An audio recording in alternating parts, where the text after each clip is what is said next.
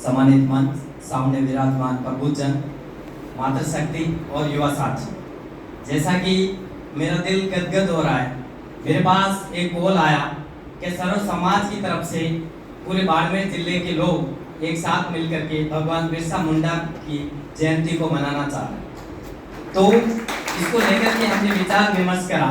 जैसा कि मुझे पूर्व में विदित था कि 15 नवंबर को जयंती को लेकर के टाउन हॉल के अंदर जिला प्रशासन का प्रोग्राम है। तो फिर विमर्श हुआ कि क्यों ना उससे पहले पूर्व संध्या पर एक विचार गोष्ठी का आयोजन किया जाए। उसको लेकर के आप सब आए।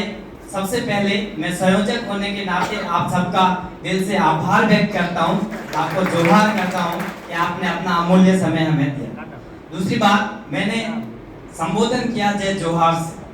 जय जोहार सर, जय जोहार का मतलब होता है प्रकृति की जय, पालनहार की जय, क्योंकि हमें सब कुछ अन्न जल जो भी है वो जीवन के लिए आवश्यक चीजें वो प्रकृति देती है, तो हमें प्रकृति की जय बोलनी चाहिए। इस वजह से हम आदिवासी ट्राइबल कम्युनिटीज एक दूसरे से जब भी मिलते हैं संबोधन के रूप में जय जोहार शब्द का प्रयोग करते हैं। आज हम भगवान बिरसा मुंडा धरती आबा की जयंती के पूर्व संध्या पर जो विचार गोष्ठी के उपलक्ष्य में इकट्ठे हुए, मैं कहना चाहूंगा भगवान बिरसा मुंडा एक छोटी सी उम्र के अंदर यानी 25 साल की उम्र के अंदर किसी व्यक्ति को अगर भगवान का दर्जा मिलता है तो उसने क्या किया होगा? क्या वो हमसे अलग है? यहाँ युवा बैठे हैं, मैं आपसे कहना चाहता हूँ कि हम 50 वर्ष की उम्र जिए या उससे ज्यादा भी उम्र जिए, लेकिन हम अपने समाज अपने देश के लिए अगर कुछ कर नहीं पाए तो हमारा जीवन मेरे हिसाब से निरर्थक है।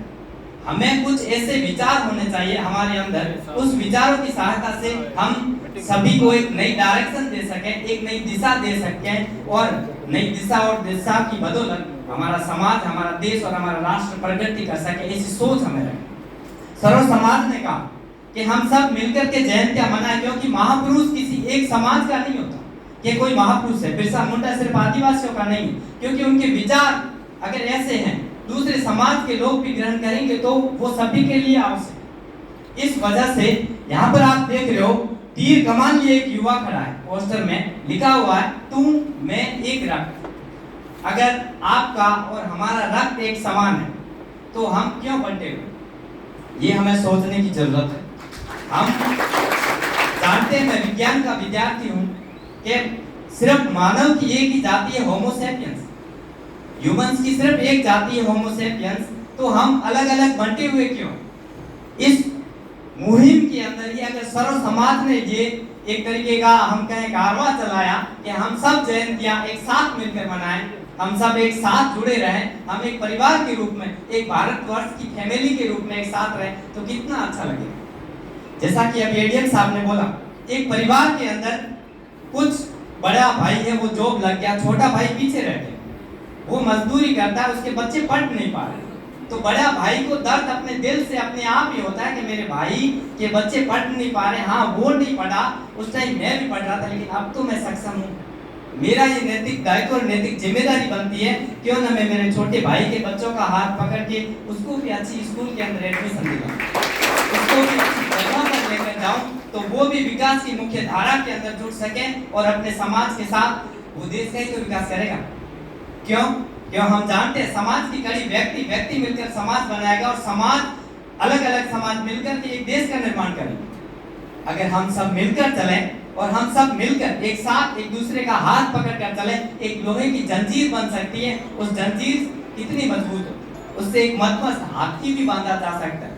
तो मैं आप सबसे यही कहना चाहूंगा, जो बिरसा मुंडा का संदेश उन्होंने बोला था उस टाइम ही जब अंग्रेज सरकार ने जो आदिवासी जल जंगल जमीन के मालिक थे उनसे उनको खदेड़ करके उनकी जमीन के ऊपर उन्होंने कृषि करना स्टार्ट किया और जंगल काटना स्टार्ट करा। बिरसा मुंडा ने उसको लेकर के आंदोलन करा। उन्होंने कहा हमारी जमीन है, क्योंकि फॉरेस्ट एक्ट के तहत उस टाइम ऐसा सिस्टम था, इसके मालिक हम हैं, तो हमें बेदखल क्यों किया जा रहा है?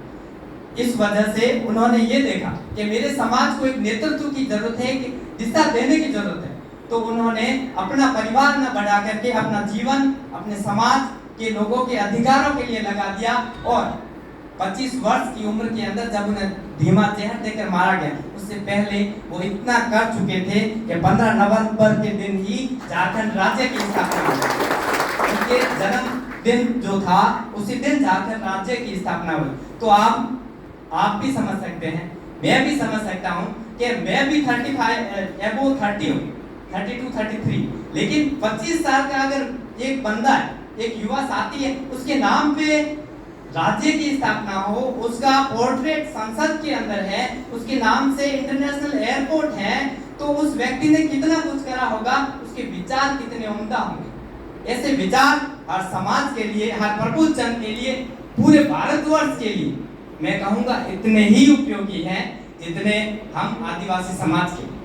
मेरा आप सबसे यही कहना है कि शिक्षा है, एक शिक्षक भी होने के नाते, के विद्यार्थी हम हमेशा सीखते रहते हैं, लेकिन पैसे से हम प्रोफेसर से शिक्षक है, तो शिक्षक होने के नाते मैं ये कहूँगा कि अगर हम अच्छी शिक्षा कहीं से भी मिले उसको ग्रहण करें, क्योंकि शिक्षा देने वाला हमारा शिक्षक होता है, और शिक्षक छोटा या बड़ा नहीं होता। शिक्षक वो है जो हमको ज्ञान की बात करता है। हमें ये नहीं सोचना चाहिए कि कोई छोटा बोल रहा है तो छोटा बड़ा कुछ नहीं होता, विचार उठता होता है। व्यक्ति महान अपने विचारों से होता है, चाहे स्वामी विवेकानंद जी को लीजिए, चाहे बिरसा मुंडा जी को लीजिए।